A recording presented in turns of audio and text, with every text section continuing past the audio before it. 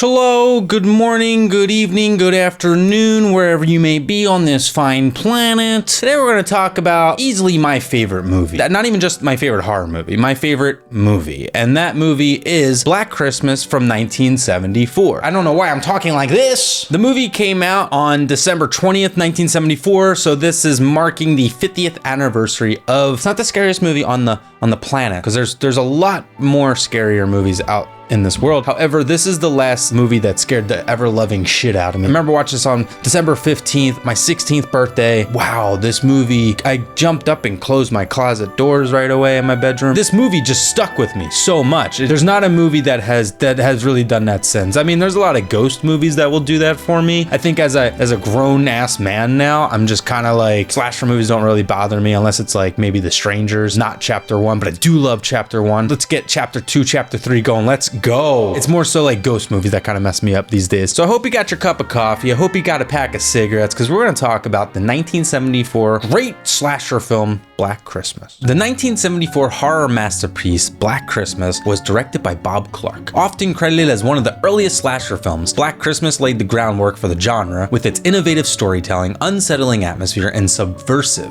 themes. The movie stars Olivia Hussey portraying Jess Bradford, Margot Kidder portraying Barb, Lieutenant Ken Fuller being played by John Saxon, and Andrea Martin portraying Phil. Let's unravel its plot, production, cultural impact, and some rare trivia that make this film a cornerstone of horror cinema. Black Christmas is set during the holiday season at a sorority house where college girls prepare for the break. The story begins with obscene phone calls from an anonymous caller, a deeply disturbed individual. The house's inhabitants, including the strong-willed Jess, the brash Barb, and the loyal Phil, are stalked and killed one by one. Meanwhile, Jess faces her own personal challenges, including her decision to terminate an unplanned pregnancy, which creates conflict with her volatile boyfriend, Peter. What makes Black Christmas so great to me is that it touches on so many compelling things from that like people weren't really touching on in 1974. That one really being the feminist undertones is very just logical in the sense of Jess's character. She has these other big things that she wants to do in life, but Peter, he's a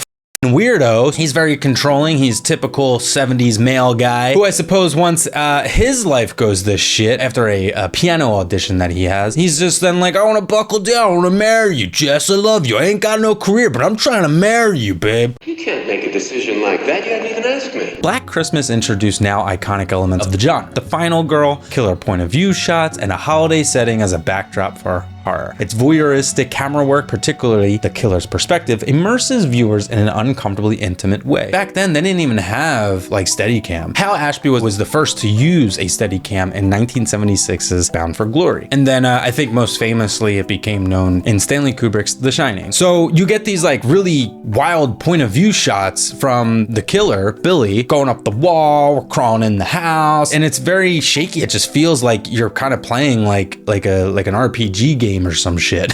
Which now I'm thinking about it, this movie would be really awesome for an RPG game. However, Stop the Killer has made a board game. I absolutely can't wait to get my hands on this. I did their Kickstarter like a half a year ago at this point, and it comes in with a tie-in novelization, and you also get a movie prop, the unicorn. I hope that I get it for the upcoming holiday season to play, but I haven't heard any updates on it, but I'm really super excited for this novel and this board game, because we did do a virtual board game test of it, and it was so much fun. But also, this is not the first Black Christmas novelization. Lee Hayes wrote a Black Christmas novelization. It came out in 1976, long before a VHS release was available. Jess is a progressive heroine, portrayed with agency and autonomy, especially in her decision about her pregnancy. A bold choice for 1974. The film critiques male authority figures, from ineffective police to Peter's controlling behavior, emphasizing the vulnerability of women in a patriarchal world. There's a few cops, Nash specifically, he's a dummy, but we love Nash, especially when he collects the phone number. Fellatio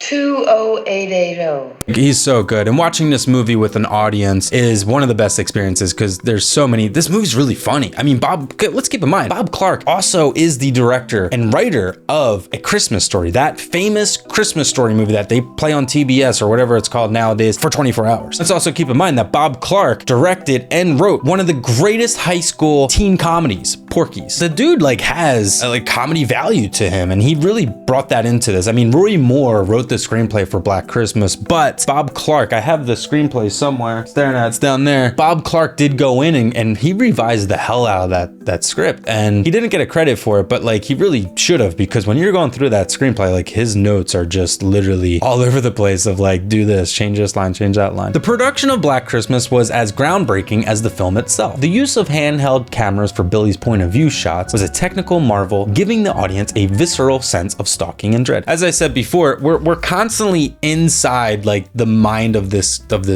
killer that has broken into this house, and he's stalking these babysitters. Oh wait, hold on.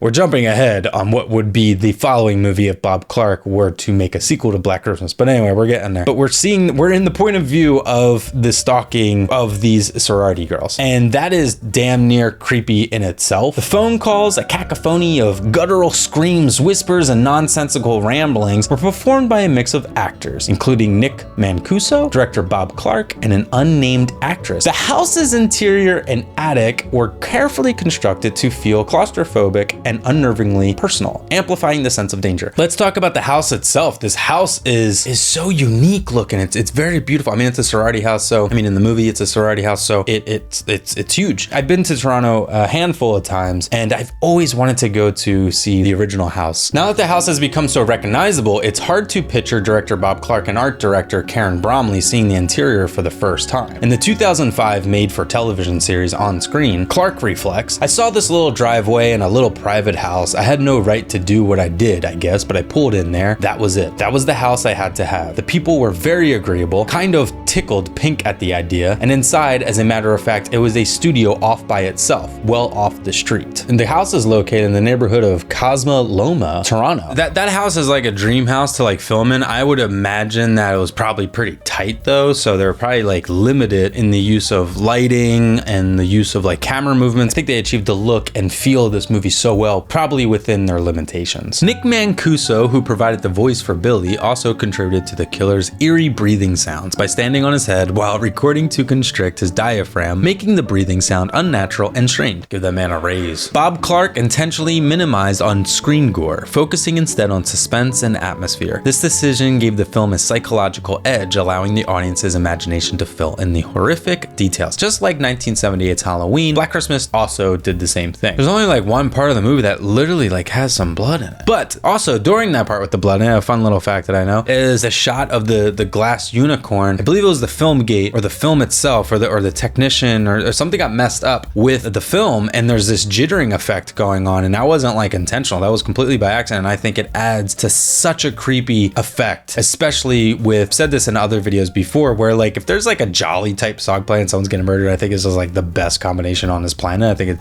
it just adds to such a layer of what the But yeah, that was completely by accident, and I think it's like one of the coolest things, or one of the coolest moments in this movie. Olivia Hussey, who played Jess, accepted the role after a psychic told her she would star in a film that would bring her fame in North America. Hussey had already achieved recognition in 1968's Romeo and Juliet, but Black Christmas gave her a foothold in the horror genre. A lot of people kind of go to Margot Kidder for being like their crush in this movie. I'm gonna flat out say like Olivia Hussey is such a babe in this movie. I am such a fan of her work. I think she's one of the great actresses. I mean, I think that's also what makes this movie so great, is that the casting is actually really good. Like, it's not like a typical slasher movie where the acting is dog shit. There's nothing of it. This, you know, Olivia Hussey's casting was so good. She's so great in this movie. I mean, you got Margot Kidder, who is so good. So I didn't even mention him, but like we got like Keir Delia, who's from like 2001 Space Odyssey fame. So you have these like great actors in this. But let's get back into some of the trivia on these actors. Margot Kidder, known for her sharp wit, brought her own improvisational flair to Barb's character, including the infamous scene where she feeds alcohol to a child at the Christmas party, which I think is so great. And then you got Santa Claus just saying like, "Ho, ho, ho."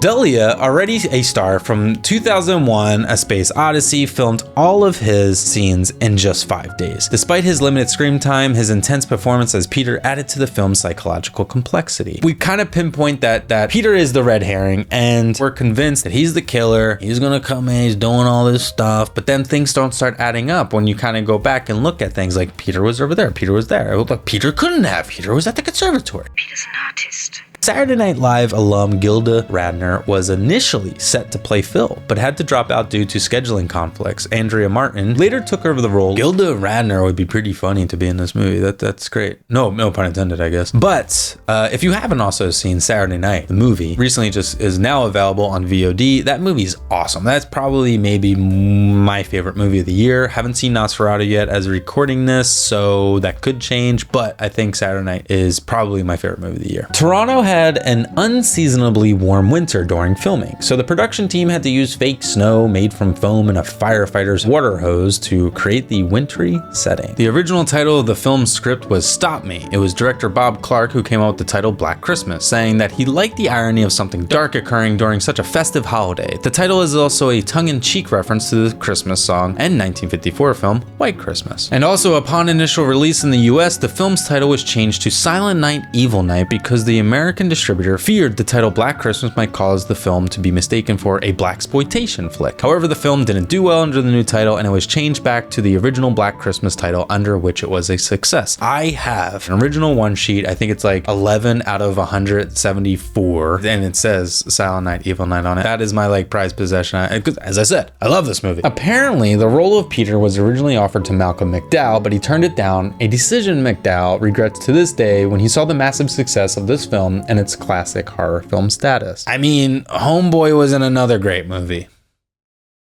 In the UK, Black Christmas faced censorship due to its violent and explicit phone calls. Some regions outright banned the film, while others heavily edited it. While films like Psycho and Peeping Tom predate Black Christmas, this film is often credited as the first modern slasher due to its ensemble cast of victims, holiday setting, and masked killer, a formula perfected in the late 1970s and 1980s. The name Billy wasn't in the script. Nick Mancuso, who voiced the calls, improvised much of the dialogue, creating the killer's disturbing personality. The killer's face is never shown, and the POV shots were filmed by camera operator Albert J. Dunk, adding a layer of anonymity and unease. So this movie, it's kind of just like an urban legend at the end of the day. Oh, the killer's coming from upstairs. Sorry, spoilers, I guess, to a degree, which is kind of hard. It's like you know that the cause. I'm trying to word this so that I'm not giving anything away, but I'm also like thinking like how like it's just interesting how they proceeded with the movie the way that it is, but yet when that ending happens, we're still like, holy shit, you know? The plot draws from urban legends and real crimes, including the Boston Strangler case, creating a sense of realism. Albert Henry DeSalvo, who is the Boston Strangler, he's a serial killer who murdered 13 women in the Boston area between 1962 and 1964, which, I mean, this movie's 10 years later, so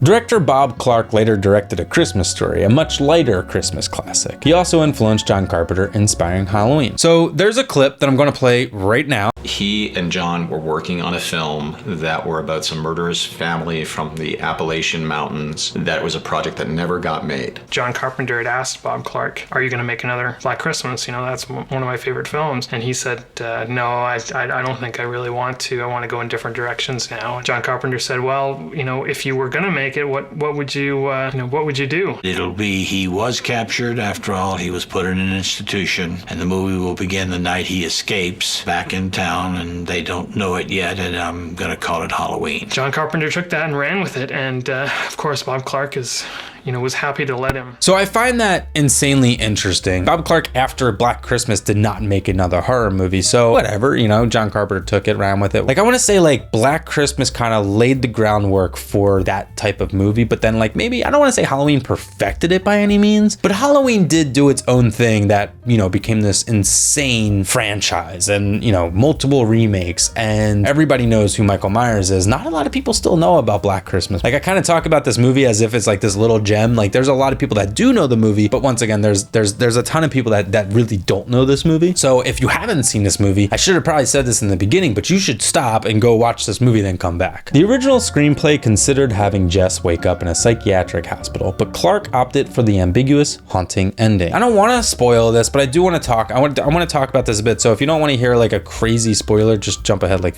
15, 20 seconds. So the killer calls the house after he kills someone. The ending happens and all this stuff, and then there's that, you know, crane shot coming out, the officer standing by the front door, and then all of a sudden, like, Jess is left alone, and then we start hearing the phone ring. I like to think that Jess was murdered. She fought, but then the killer got his thing, because they kind of lay the groundwork who the killer was. I don't think was the actual killer in the movie. And also, I mean, to just say there's not many movies that I would ever touch on like wanting to do a prequel or a sequel or anything like that. I did have like a requel idea way before David Gordon Green's Halloween movie came out, but then after that came out, I was like, I'm gonna scrap what I wanted to do because it was pretty much similar to what I wanted to do. There would be a really, really cool prequel, I think, with this movie as well, and with technology and stuff going on. I wouldn't even incorporate any of the original cast or anything like that. There's a little girl that was murdered in the park. I want to see like that part of the movie. So like it'd be interesting to kind of like make a prequel that leads up to sorority house killings, but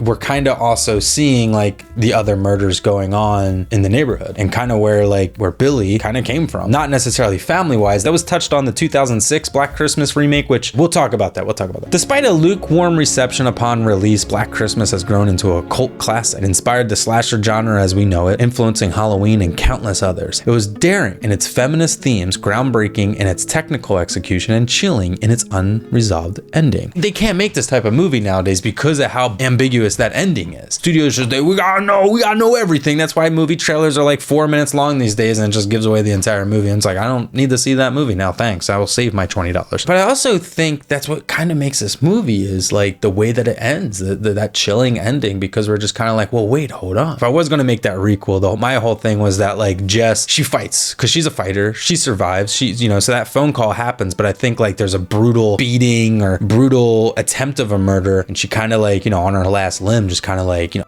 fucks up Billy during that phone call, because also that phone call never is answered. So on top of that, I think just like the phones being left on the ground is like Jess is like battling this dude and stuff. But anyway, I mean, it'll never happen. The movie that I would make, that is. I'd rather go with the prequel at this point, I think. The film also spawned 2 remakes. The 2006 version, focusing on Billy's backstory, emphasized gore over suspense, and a 2019 version reimagining the story with a feminist twist. We're not gonna talk about the 2019 version. I watched that movie with my cousins. My one cousin's like looking up like just reviews of the movie while we're watching, and there was one review that said this movie was so bad my boyfriend threw up.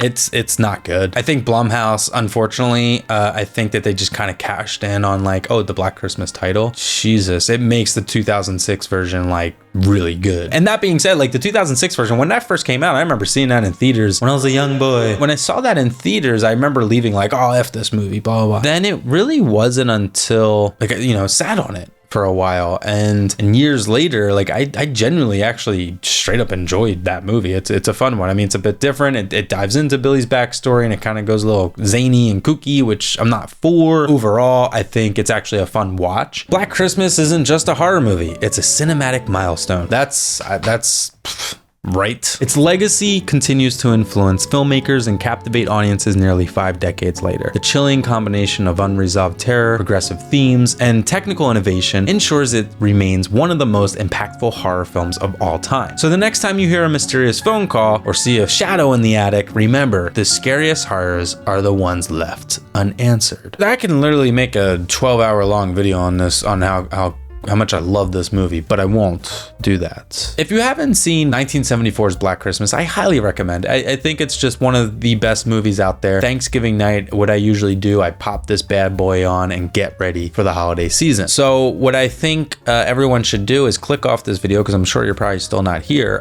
Click off this video and go check out Black Christmas from 1974. What I would like to start doing with these videos is to potentially kind of do like mini documentaries. Also a ton of other things I plan on getting done before I go make a movie.